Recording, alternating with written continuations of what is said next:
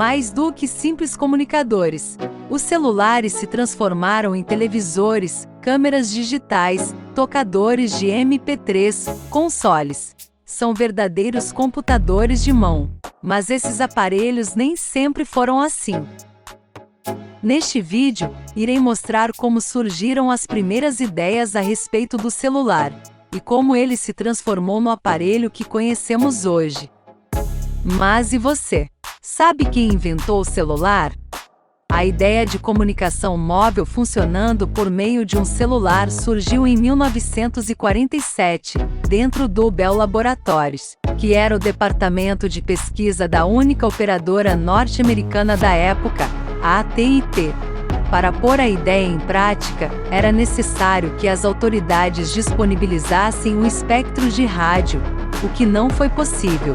Portanto, no início, a comunicação móvel não passava de mera teoria. Somente a partir de 1960, o Bell Laboratories, dessa vez em parceria com a Motorola, começou a estudar melhor a comunicação móvel, para poder então colocá-la em prática. A corrida ao celular ganhou fôlego, e em 1970, as autoridades atribuíram frequências para serem utilizadas em sistemas móveis de rádio em terra. Mas foi a Motorola, mais precisamente o seu gerente-geral da divisão de sistemas, Martin Cooper, quem saiu na frente e realizou a primeira chamada de um telefone móvel para um telefone fixo no mundo, por meio do protótipo chamado Dynatec, em 3 de abril de 1973, em Nova York. Assim, a primeira geração de telefones móveis acabava de nascer, e Cooper entrou para a história como o inventor do celular. A partir do protótipo Dynatec da Motorola, ocorreram muitas modificações e inovações na tecnologia utilizada pelos telefones portáteis. O primeiro modelo chegou ao mercado norte-americano em 1983, 10 anos após a demonstração do primeiro telefone celular funcionando. O aparelho lançado pela Motorola recebeu o nome de Dynatec 8000X e media mais de 30 centímetros, pesando quase 1 quilo, motivo que levou o dispositivo a receber logo o apelido de tijolo. O preço também era bastante pesado, e custava cerca de $4.000. Sua bateria permitia 1 hora de conversação, e a memória armazenava 30 números de telefones. Antes do lançamento do primeiro modelo de celular da Motorola, alguns outros países já haviam recebido aparelhos de outras marcas, como o Nokia Mobira, o primeiro celular da Nokia, que era um celular robusto e quadradão, introduzido no mercado em 1982, como equipamento para o uso em automóveis, já que o telefone pesava quase 10 quilos. 5 anos depois, foi lançado o Mobira Cityman 900, que para muitos foi o primeiro telefone da Nokia realmente portátil, que pesava 800 gramas. A empresa Ericsson embarcou no mercado dos dispositivos móveis pouco tempo depois, lançando o Combi Hotline em 1987.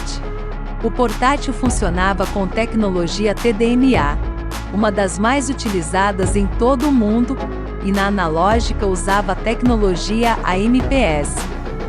A segunda geração estava chegando, e logo no início da década de 90, as fabricantes já estavam prontas para lançar novos aparelhos, com um tamanho aceitável e um peso que não prejudicasse a coluna de ninguém. A segunda geração de aparelhos não traria apenas novos aparelhos, todavia também iria aderir a novos padrões de comunicação. 3 tecnologias principais iriam imperar nesta época. Eram elas: TDMA, CDMA e GSM. Falar para quê? Envie uma SMS. Um recurso indispensável para muitas pessoas é o serviço de mensagens de texto. Poucos sabem, mas a primeira mensagem de texto foi enviada no ano de 1993, através de uma operadora da Finlândia. As mensagens de texto não eram grande coisa na época, porque eram limitadas a poucos caracteres e não permitiam a utilização de acentos ou caracteres especiais. Além disso, era difícil você poder utilizar o serviço de SMS, porque era necessário que, além do seu celular, o do destinatário também fosse compatível com essa tecnologia. Os celulares capazes de enviar mensagens de texto geralmente vinham equipados com um teclado alfanumérico, afinal, o aparelho deveria compreender, além de letras, números. Nessa época os celulares traziam campainhas um tanto irritantes. Entretanto, com o avanço da tecnologia, tanto nas operadoras como nos aparelhos, os ringtones personalizados começaram a aparecer, fator que fez as pessoas gastarem rios de dinheiro, só para ter o hino do seu querido time como toque. Sem dúvida, tudo estava o máximo para os consumidores, mas ainda faltava algo para que o celular ficasse completo. Eram as cores. Os aparelhos com dispositivos monocromáticos simplesmente não transmitiam tudo o que nossos olhos podiam perceber. Logo, as fabricantes introduziram visores com escalas de cinza, recurso que permitia distinguir imagens. Apesar disso, ninguém estava satisfeito, porque tudo parecia muito irreal. Quando apareceu o primeiro celular com 4.000 cores, as pessoas pensavam que estava acabando o mundo, porque era uma tecnologia incrível para um aparelho tão pequeno. Não demorou muito para que os aparelhos ganhassem telas de incríveis 64.000 cores. E logo apareceram os visores incríveis com até 256.000 cores. As imagens já pareciam reais, e não havia como perceber a falta de cores. Obviamente, a evolução não parou. E hoje os aparelhos possuem mais de 64 milhões de cores. Um recurso que é fundamental em aparelhos de altíssima resolução. Com a possibilidade de visualizar imagens coloridas, não demorou muito para que os celulares ganhassem o recurso das mensagens multimídia, as famosas MMS. A princípio, as mensagens de multimídia seriam úteis para enviar imagens para outros contatos. Contudo, com a evolução do serviço, a MMS tornou-se um serviço que suportava até o envio de vídeos. Mas o que todos queriam finalmente estava disponível nos celulares: a internet. Evidentemente, a internet que era acessada através de um celular não era nada parecida com aquela que as pessoas utilizavam nos computadores. No entanto, isso deveria evoluir muito em breve. Na época era necessário que os portais criassem páginas próprias para celular, as chamadas páginas web, com conteúdo reduzido e poucos detalhes.